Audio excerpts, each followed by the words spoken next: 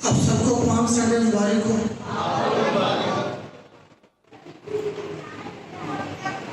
आप सबको सलाम।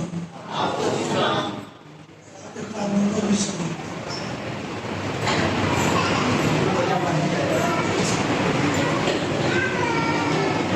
आइए खुदा के कलाम में समझते हैं। मुकद्दस लूका की इंजील उसका 19वां बाब 28। जिनके पास कलाम खुदा है वो जरूर उसको खोले और निकाले। मुकद्दस लूका की इंजील 19वां बाब 28 ऐसे बढ़ते हैं। ये बातें कहकर वो यरूशलेम की तरफ उनके आगे आगे चला गया।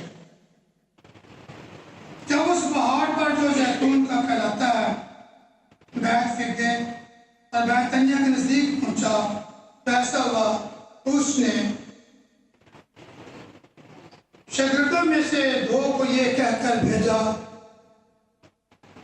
कि सामने के गांव में जाओ और उसमें दाखिल होते ही एक गधी का बच्चा बंधा हुआ मिलेगा, जिस पर कभी कोई आदमी सवार नहीं हुआ, उसे खोल लो। और अगर कोई तुमसे पूछे कि ये क्यों खोलते हो, तो यूं कहना कि खुदावंद को इसकी जरूरत है। पर जो भेजे गए थे उन्होंने जाकर जैसा उसने उनसे कहा था वैसा ही पाया। जब गधी के बच्चे को खोल रहे थे तो उसके मालिकों ने उनसे कहा, इस बच्चे को क्यों खोलते? उन्होंने कहा कि खुदावंद को इसकी जरूरत है। वो उसको यीशु के पास ले आए और अपने कपड़े उस बच्चे पर डालकर यीशु को सवार किया। जब जा रहा था तो वो अपने कपड़े राह में बिछाते जाते थे।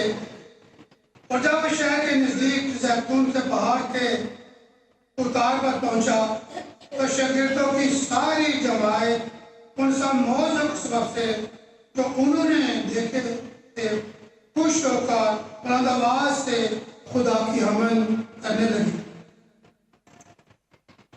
मुबारक है वो बादशाह जो खुदावंद के नाम से आता है। आसमान पर खुला और आग में बाला पर जला। फिर भीड़ में से बात फरिश्ते ने उससे कहा, ऐ उस्ताद, अपने शागिर्दों को डांट दे। उसने जवाब में कहा, मैं तुमसे कहता हूं कि अगर ये चुप रहे तो पत्थर चिल्ला उठेंगे। खुदा की बातों के बड़े जाने पे खुदा की ये वो वक्त है जिसका इंतजार था।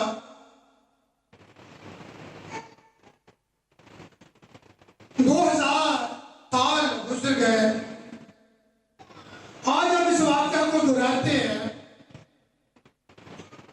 लेकिन हजारों साल पहले इसका वादा किया गया था अंबिया के वसीले से कि खुदावंद आप तुम्हारे लिए निजात मुहैया करेगा।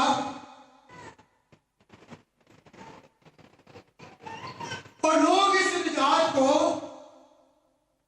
दुनियावी निजात समझते थे, क्योंकि यीशु मसीह की पैदाइश से तकरीबन 65-66 साल पहले रोमी हुकूमत ने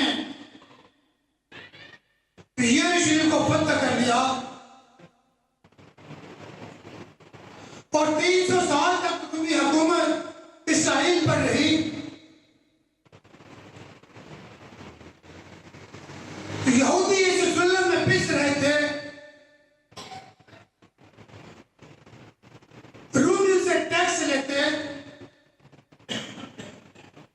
और रूमी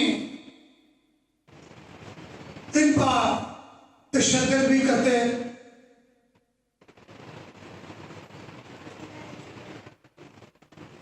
ये समझात के मुंतज़िर थे कि एक दिन दाऊद की नस्ल में से एक बादशाह आएगा और हमें इस रूमी हुकूमत की गुलामी से छुड़ा लेगा। लोग इस इंतजार में थे। ज़करिया नबी की मां को कहे के बाद, देख सयून की बेटी तेरा बादशाह तेरे पास आता, वो अलीम मार गधे के बच्चे पर सवार।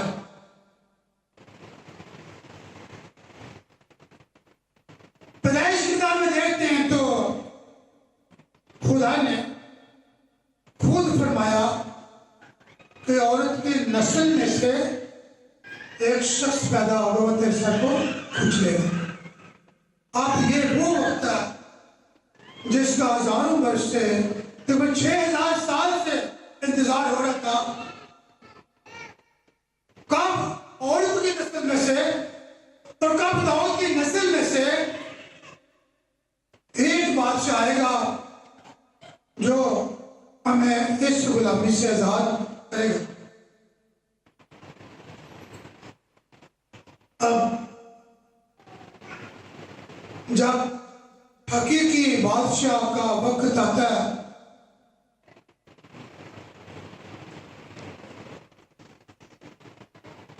तो वो अपने सफर का आगाज करता है। और जब वो सफर का आगाज करता है यरूशलेम की तरफ अपने आखिरी सफर का, तो यहीं से एक मुकद्दस हफ्ते का आगाज हो जाता है जिसे दुखों का हफ्ता भी कहा जाता है, क्योंकि इसके अंदर इस हफ्ते में मसीह खुदावन पकड़वाए जाते हैं और दुनिया की अदालत करने वाला आज दुनिया के सरदारों के सामने, उनकी पंचायत के सामने, दुनिया के हाकिमों के सामने आज पेश।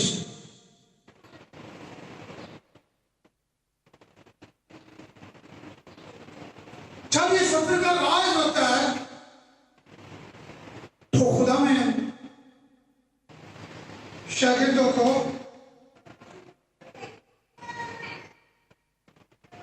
दो शागिर्दों को हुक्म देते हैं कि सामने के गांव में जाओ और वहां तुम्हें एक लाडू का बच्चा, खतीर का बच्चा मिलेगा जिस पर कभी कोई सवार नहीं हुआ, उसे खोल लाओ। अगर कोई पूछे मैं क्यों खोलते हो तो कहना कि खुदावंद को इसकी जरूरत है। तो चल पड़े और जब वो सामने के गांव में पहुंचे तो गधी का बच्चा ने मिला, खोलना शुरू किया। मालिकों ने पूछा मैं क्यों खोलते हो? उन्होंने कहा कि खुदावंद को इसकी जरूरत है। इस पर उन्हें गधी का बच्चा खोलने दिया, वो ले आए और उस पर कपड़े बिछाए। रास्ते में टहनियां कपड़े बिछाए और यीशु मसीह को वेलकम कहा और नारे लगाए, तो शन्ना मुबारक को खुदावंद बोल जो यीशु के नाम से। यहीं पे एक लफ्ज लिखा INR है।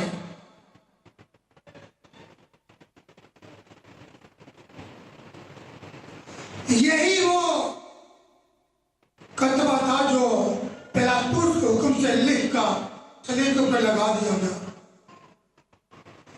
इसका अगर एक एक लफ्ज का मान बोलना मुश्किल है, लेकिन इसका मतलब है हमें निजात दे। दूसरी बात यहूदियों का बादशाह।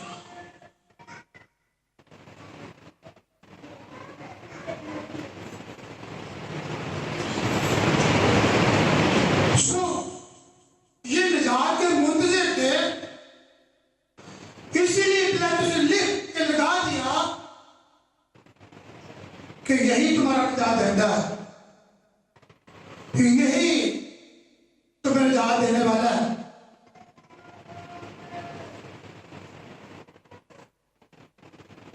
हम देखते हैं थोड़े से इससे पहले कि हम रूहानी माने देखते हैं,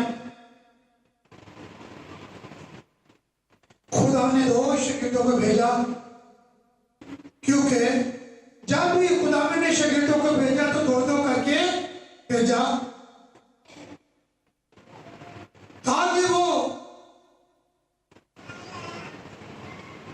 खुशखबरी का पैगाम फैलाएं,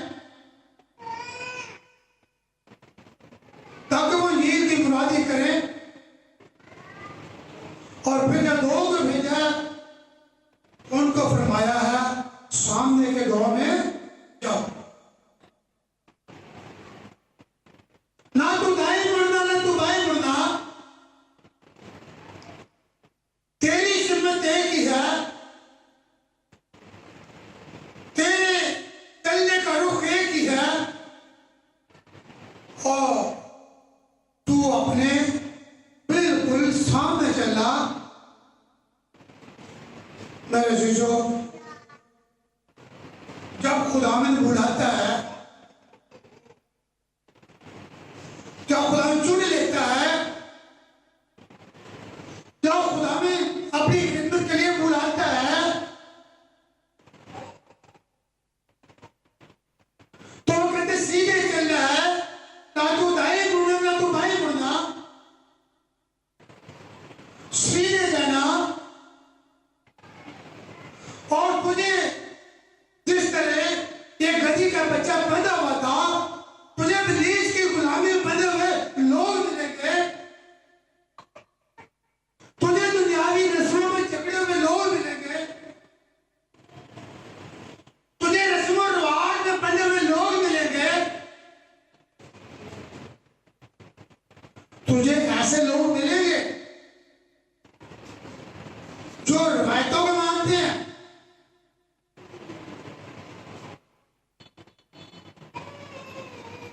जो दुनिया की बातों को मानते हैं। खुदा का कलाम कहता है ये लोग बने हुए हैं, लेकिन तू इनके पास जा और इन्हें खोल, क्योंकि इब्लीस ने बांध रखा इन्हें दुनियावी कामों में, दुनियावी बातों में, फिक्रात में, सोचों में, रस्म रिवाज में और झूठी तालीम में भाग रखा।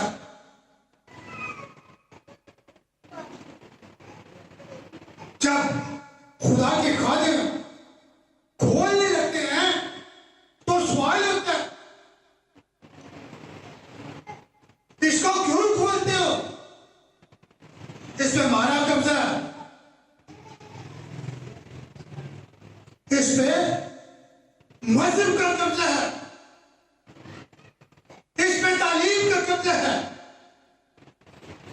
इस पे झूठी तालीम का कब्जा है।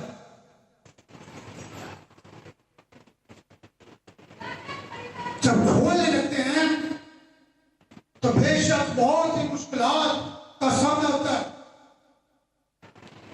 लेकिन खोलना है। ये नहीं कहा गया कि अगर ना खोलने जाए तो वापस आ जाना, ये नहीं कहा गया।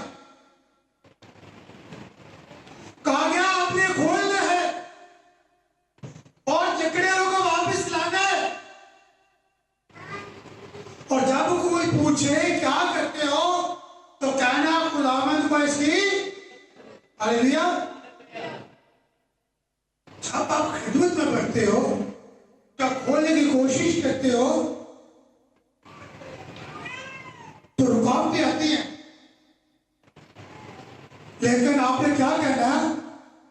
जिसको खोलने का ठिकाना है, आपको खुदावंद की जरूरत है। किसको जरूरत है? आपको खुदावंद की जरूरत है, क्योंकि आप जकड़े हुए हो, आप शैतान के कब्जे में हो, आप दुनियावी रस्म रिवाज में झगड़े हुए हो। आपको निजात की जरूरत है, आपको खुदावंद की जरूरत है। और जब आप खुदावंद का नाम लोगे तो लिखा जो कोई खुदावंद का नाम लेगा वो निजात पाएगा। हालेलुया। अगर आप खुदा का नाम लोगे तो बेशक झगड़ा हुआ खुल जाएगा और आपके साथ चलेगा। अगर आपने क्या करना है, आप मेरे सामने चलना है। आपके सामने कौन है? सबसे पहले आपका घराना है। खिदमत में सबसे पहले कौन है? आपका घराना। काम मुकद्दस कहता है दूर तेरा घराना निजात पाए। अगर खादम उसका घराना निजात नहीं पाता तो आगे जाके क्या करेगा? जरूरत है कि दूर तेरा घराना निजात पाए, पहले खादम उसका घराना निजात पाए। सामने जा, अपने बीवी बच्चों से बात कर, अपने वालिदैन से बात कर, बहन भाइयों से बात कर, शौहर से बात कर, पड़ोसियों से बात कर, दोस्तों से बात कर। देख कौन कौन बंधा हुआ है। जहां जहां तू देखता है सामने उसको खोलने की कोशिश कर। और फिर उनको पैगाम दे। यहाँ क्या पैगाम था? उन्होंने क्या कहा? खुदावंद को इसकी आज क्या पैगाम है? आपको खुदावंद की जरूरत है। पैगाम देने खुदावंद आपसे प्यार करता है। खुदावंद ने आपके लिए सलीब उठाई है। खुदावंद ने आपके लिए दुख को उठाए हैं। खुदावंद आपके लिए मसलूब हो गया।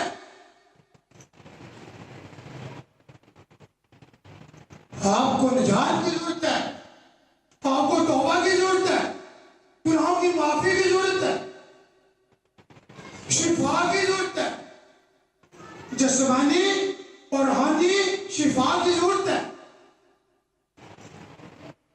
गंदगी मुलाजिक है, धुलने की जरूरत है तब पाक और आप। लिखा एक बड़ी भीड़। कितने लोग थे? एक बड़ी भीड़ थी। हालांकि उस वक्त यरूशलेम की आबादी तकरीबन 50,000 के करीब थी, क्योंकि इससे पहले बहुत दफा ये लोग तबाह हो चुके थे।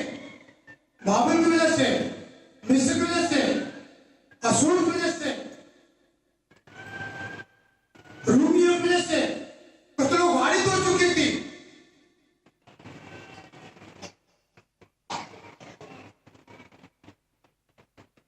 लेकिन आज इस दिल का एक बड़ी भीड़ है। आबादी थोड़ी है और भीड़ बहुत है, क्योंकि अब ये मौका ईद फसह का, ईद फसह करीब है।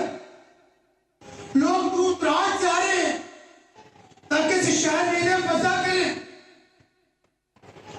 और जब उन्होंने सुना कि ये सुनासरी आता है जिसने शिफा दी कोड़ियों को, जन्मगंधों को, लंगड़ों को, मुर्दों को जिंदा किया, तो आता है एक बड़ी भीड़ इसमें शामिल हो गई। मुकाशे किताब का 7वां बाब अगर खोले तो वहां पे लिखा कि उन्होंने कहा था, फिर मैंने आसमान पर क्या देखा? एक बड़ी भीड़ देखी।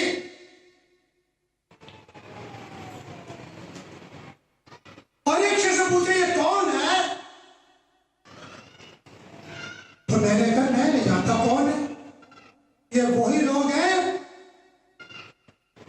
ये भीड़ क्या है? सफेद जामे पहने हुए हैं, सफेद जामे पहने हुए हैं और बड़ी मुसीबत से निकल कर रही है। मुसीबत से निकलने के बाद सफेद लिबास है। और यही बात अब कह रहे हैं जो लोग मुसीबत में हैं, जो बंधे हुए हैं, अब पुलिस के कब्जे में है, दुश्मन के कब्जे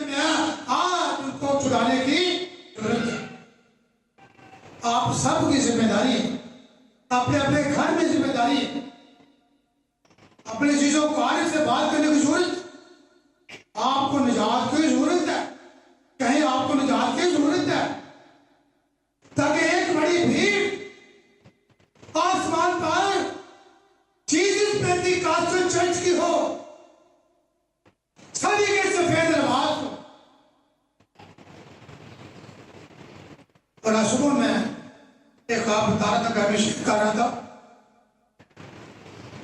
मैं ख्वाब में देख रहा हूँ कि मैं कुछ दिनों से किसी बीमार के लिए दुआ करने जा रहा हूँ। तो वो बीमार में बता रहा था कि कैसे कि कोई फैमिली का पता नहीं कौन है, कितने दिनों से हम जा रहे हैं, वहां पे बहुत से खादिम आते हैं, मेरे अलावा बहुत से। तो जब वहां पे मैं जाता हूँ तो मैं सामने कमरे में जाता तो मैं पूछता हूँ इधर मरीज था, दरवाजा बंद है। उन्होंने बोला यही बैठ दो, आज सब इधर है। तो मैं सोच रहा हूँ कि मैं तो फिर सुबह के टाइम ही आता हूँ, तो ये खादिम तो सुबह शाम भी आते हैं, मैं सुबह के टाइम भी आता हूँ। मुझे वो शख्स कह रहा है आपने कल आना है। कल भी आना। कल क्या, एक बहुत बड़ा फंक्शन है, बड़ी बड़ी खुशी मनाई जा रही है, और आपको सफेद पैंट और सफेद कोट मिलेगा, क्योंकि इस फंक्शन में सबने सफेद पैंट और सफेद कोट पहने। हालेलुया। मैं सुबह ख्वाब शेयर कर रहा था, अंदर निकले उनका शर्ट था, आपका साधा बा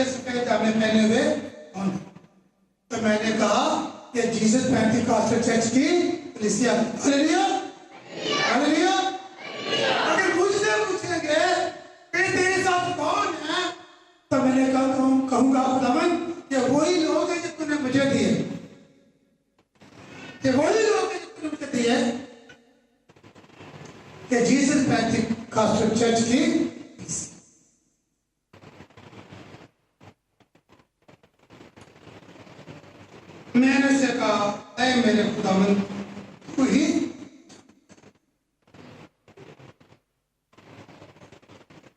उसने मुझसे कहा ये वही है जो उस बड़ी मुसीबत से निकल कर आए हैं। उन्होंने अपने जामे बर्रे के खून से धोकर, हालेलुया, उन्होंने अपने जामे बर्रे के खून से धोकर और हाथों में क्या खजूर की डालियां। हम सीख रहे हैं एक बड़ी भीड़ खुदा के पीछे पीछे है और एक बड़ी भीड़ आसमान पर भी है। हम इस भीड़ में तो ना थे तो ये शरीर खुदा के साथ थी, लेकिन उस बड़ी भीड़ में हो सकते हैं जो आसमान पर खुदा की हमदो स्तुति करेंगे,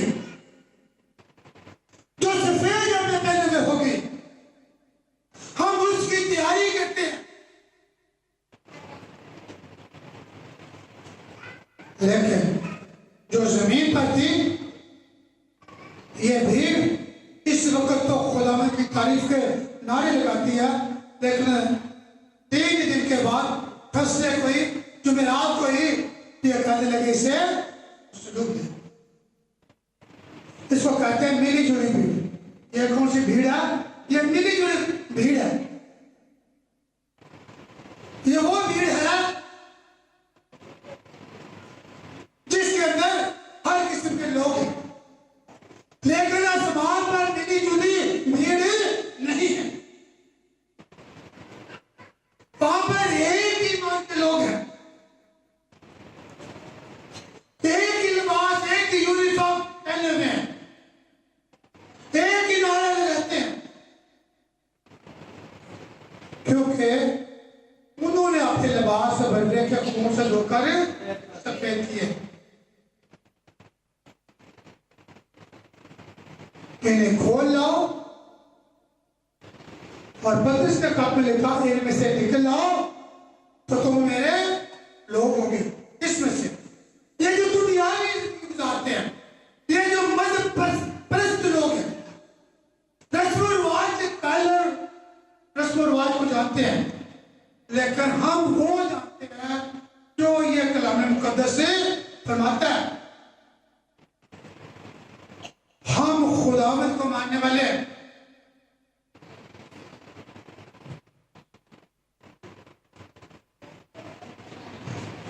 खोल लाओ, और वो खोल लाए और खुदावंद सवार हुए,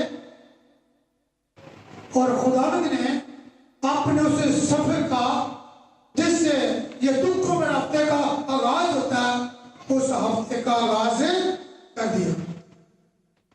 ये नहीं खुदावंद ने सलीब की तरफ अपना कदम बढ़ाना शुरू कर दिया।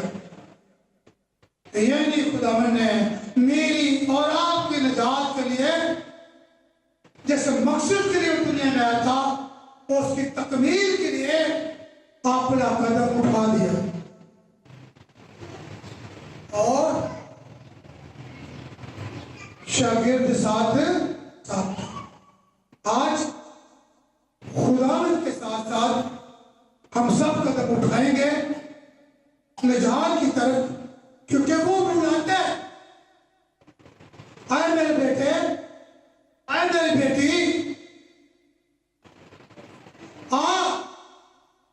बोझ उठाने वाले, मिलत उठाने वाले, हजम इंसान, मैं तुझे राम दूंगा, ना सिर्फ दुनिया का राम बल्कि अब कोई राम दूंगा, हमेशा की जिंदगी दूंगा। तुम्हें जिंदगी में कराते और 2-4 साल की जिंदगी के लिए दुआ करता है, खुदा से बात है कि 5 साल 8 साल की जिंदगी है, अगली 20 साल की जिंदगी है, तो इसके लिए मेरे जरूर होता है।